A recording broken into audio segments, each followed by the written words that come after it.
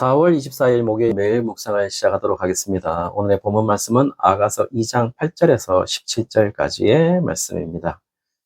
네, 오늘 본문을 보시면은 말하는 사람은 세 종류로 구성되어 있습니다. 첫 번째로 보시면 여자 예인이 부르는 노래로서 2장 8절에서 9절, 그다음에 16절에서 17절까지 나와 있고, 남자 예인이 부르는 노래로서 2장 10절에서 14절까지 나와 있습니다. 그리고 합창으로 부르는 노래가 이제 15절에 구성이 되어 있는 것이죠. 네, 그렇다면 지금 여자 애인이 부른 노래를 먼저 보시면은 8절에 내 사랑하는 자다라고 있고, 이 여성이 지금 사랑하는 남자를 가리키고 있고, 그자의 목소리에 이 여인이 귀를 기울이고 있음을 알 수가 있습니다. 그리고 그 사랑하는 남자가 빨리 그 사랑하는 여인에게 오는 모습을 그리고 있고, 그리고 노루와 사슴으로 비유하면서 빠르게 달려오는 모습을 그려주고 있는 것이죠. 지금 남자가 그 여자를 얼마나 사랑한지를 정확히 보여주고 있고, 그들이 더욱더 애절한 이유는 9절 하반절에 벽을 마주하고 서서 벽이 이 둘 사이에 있는 모습이 나오고, 오로지 그들은 벽에 나와 있는 창문으로 서로를 보고 있는 설정임을 말해주고 있습니다.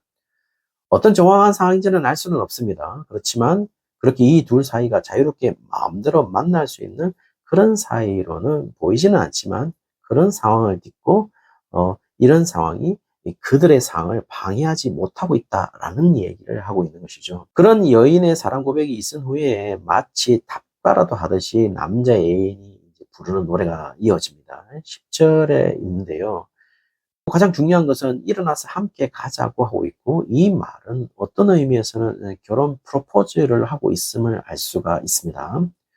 남자가 여자를 책임지겠다는 확실한 표현을 하고 있다라고 볼 수 있겠죠. 그리고 이제 사랑의 결실을 맺을 때가 되었다는 사실을 사랑하는 여인에게 인식시켜 줍니다. 시간표가 되었다는 거죠. 11절에 지중해성 기후는 겨울이 우기이기 때문에 이제 12절에 봄이 오고 있고, 11절에 비도 그쳤다. 그러면 13절에 봄이 완전히 왔다는 표현을 하고 있는 것이죠. 그러면서 14절에 바위 틈 낭떠러지 은밀한 곳에 있는 나의 비둘기라고 표현하고 있는 것을 보면은 이 여인과 쉽게 맺을 수 없는 사임을 말하고 있는 듯합니다. 그러나 여전히 포기하지 않고 이 남자는 그 여인에게 끝없는 구애를 하고 있다는 것이죠.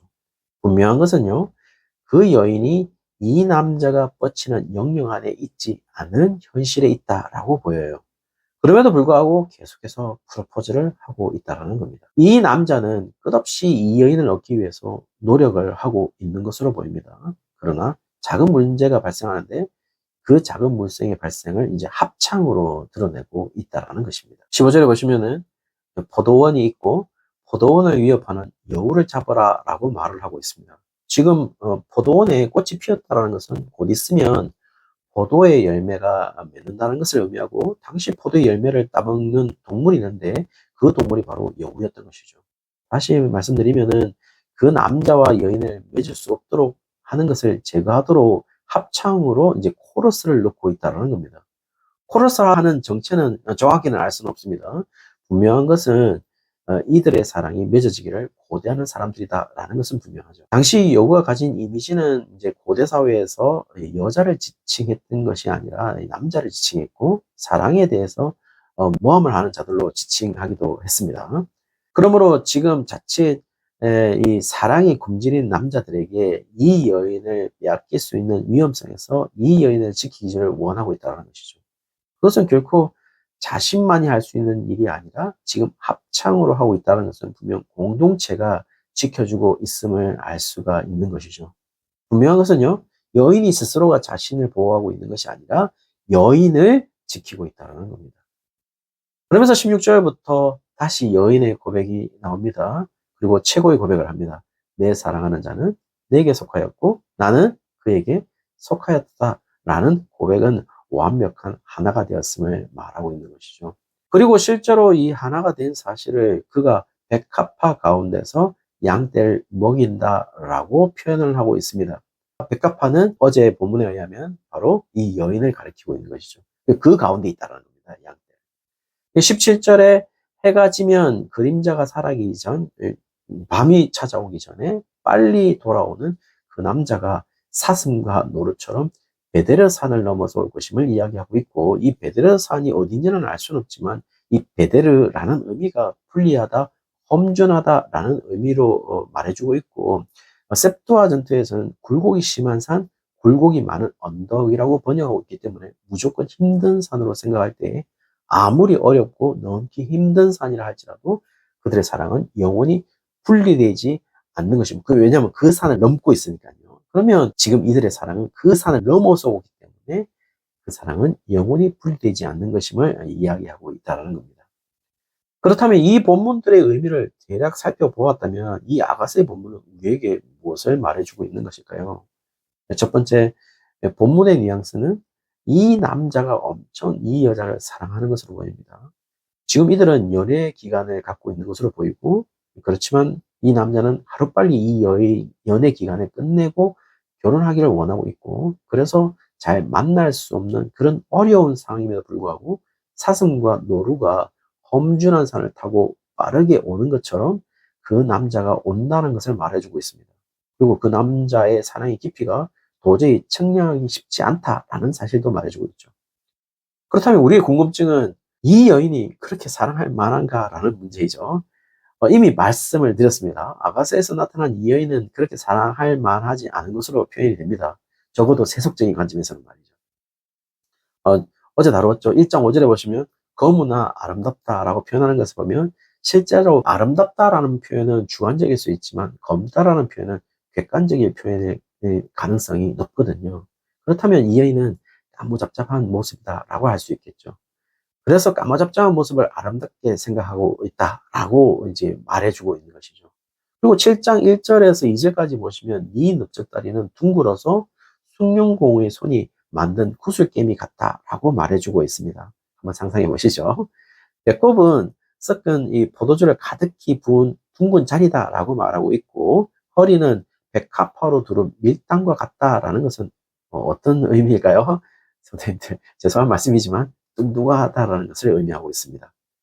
8장 1절에서는요, 내가 밖에서 너를 만날 때 입을 맞추어도 나를 없인 여길 자가 없다라는 말은 비웃는 자가 좀 있을 수도 있다라는 겁니다. 왜냐하면 한마디로 그렇게 생겨놓고 연애한다라는 거죠. 입맞춤하는 모습을 보았을 때 비웃는다는 것을 의미하고 있다는 겁니다. 그럼에도 불구하고 지금 이 남자는 이 여인을 너무 사랑하고 결혼하고 싶어 합니다. 여러분 잘 아시죠? 이 지금 왕이 누굽니까? 6장 8절에 보면요, 왕비가 60명이다 말하고 있고 후궁이 80명이다 이렇게 말하고 있거든요. 그럼에도 불구하고 이 남자는 이 여인을 너무도 사랑하고 결혼하고 싶어 합니다. 무엇을 의미할까요? 실제로 이 여인은 술람미 여인이라고 나옵니다. 이 술람미라는 지역이 수도 예루살렘과 비교할 수 없을 정도로 지방인 것으로 나옵니다. 자, 그렇다면요, 이 술람미라는 단어는 어떤 뜻일까요? 슈라미트로 그 어원은 샤람입니다. 샤람, 들어보신 적 있죠? 샬롬이라는 단어입니다. 한마디로 완성하다, 가득하다, 보충하다, 보답하다, 평온하다라는 동사에서 온 단어가 바로 이 슐람미, 슈라미트라는 단어인 것이죠. 아주 신비롭게도 똑같이 샬롬에서 온 또 다른 이름이 나타납니다. 아가서에. 그게 누구냐면 바로 쉐르모로 솔로몬입니다. 그래서 행복, 평화, 평안을 의미하고 있는 것이죠. 그래서 여기에서 솔로몬이 술람미 여인을 사랑한 사랑시가 아가서라면 지금 솔로몬이 조건 없는 사랑을 술람미 여인에게 하고 있다는 것을 알 수 있고, 한마디로 콩깍지가 낀 사랑을 이 여인에게 퍼붓고 있다는 것을 알 수 있죠. 그래서 술람미라는 이름이 이 동사에서 어원을 가져왔고 솔로몬이라는 이름이 명사에서 어원을 가져왔다면 이 평화로워지는 완성은 결국 평화 자체, 그러니까 솔로몬이라는 평화 자체가 거기에 있어야 된다. 그러니까 술람미 여인에게 있어야 된다라는 사실을 이야기하고 있죠. 그러면서 이 사실을 표현을 했습니다. 16절에 내 사랑하는 자는 내게 속하였다 라고 말하고 있는 거죠. 그 여인은 내게 속하였다. 나는 그에게 속하였다 라고 말하면서 평화 자체가 일방적으로 어떤 자를 평화롭게 만들고 있다라는 사실을 말해주고 있죠. 어떤 방해가 있어도 그것을 극복하고 넘고 있다라는 사실을 말해주고 있다는 겁니다. 만약 이것이 하나님과 하나님 백성의 사랑을 의미하고 있다면 그것은 평화가 일방적으로 어떤 자를 평화롭게 만들고 있는 것처럼 하나님의 일반적인 사랑이 아니라면 우리에게 사랑은 존재하지 않는 것과 똑같은 원리를 설명하고 있는 것이죠. 그러므로 우리의 존재의 가치는요, 하나님이 우리를 사랑하신 그 사랑만이 우리의 존재를 증명하는 길임을 얘기하고 있는 것이죠. 우리의 존재는 술람미 여인의 원래 모습처럼 볼품이 없습니다. 그럼에도 불구하고 하나님은 일방적으로 그 남자가 술람미 여인을 일방적으로 사랑을 퍼붓듯이 하나님이 그렇게 퍼붓고 있는 것이죠. 두 번째로 보여주고 있는 것은 그렇다면 술람미 여인은 무엇을 하고 있을까요? 술람미 여인은 딱 한 가지를 하고 있습니다. 그 사랑한 자의 목소리에 늘 귀를 기울이는 모습을 보여주고 있죠. 그 남자를 믿고 오기만을 기다리고 있고 그 남자에 대한 신뢰는요, 어떠한 방해도 막을 수 없다라는 것을 우리는 너무나도 잘 알고 있습니다. 자, 그렇다면요, 우리는 이와 같은 신뢰를 하나님에게 가지고 있을까요? 술람미 여인도 사실은 이런 신뢰를 잃어버릴 수도 있었을 것 같아요. 그것이 우리를 실패하게 하는 것이죠. 우리는 이와 같이 하나님의 소리에 기울이고 있을까요? 우리가 하나님의 소리를 듣지 못한다면 그것이 우리를 실패하는 것이다 라고 오늘 본문은 말해주고 있다는 겁니다. 사랑하는 성도님들, 술람미 여인처럼 그 남자의 소리에 귀 기울이고 있는 것처럼 오늘 하루가 하나님의 소리에 귀를 기울이는 날이 되기를 주의 이름으로 축원합니다.